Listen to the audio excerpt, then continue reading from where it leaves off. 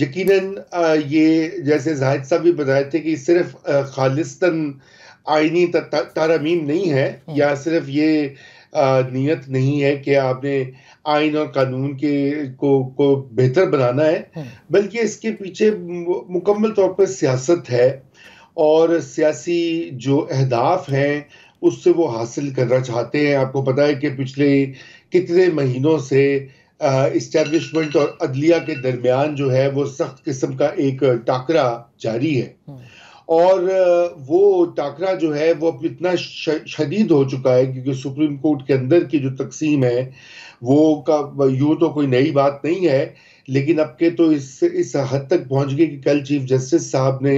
ایک پتہ نہیں کتنے 8 نکاتی خط بھیجا اپنے ہی ساتھی ججز کو کہ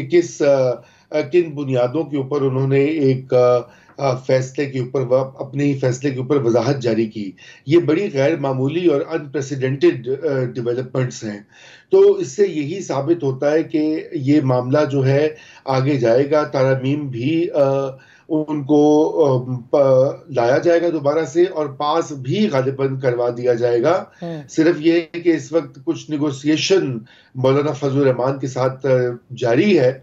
اور اس میں یقیناً ان کی رائے جو ہے وہ بھی شامل کی جائے گی۔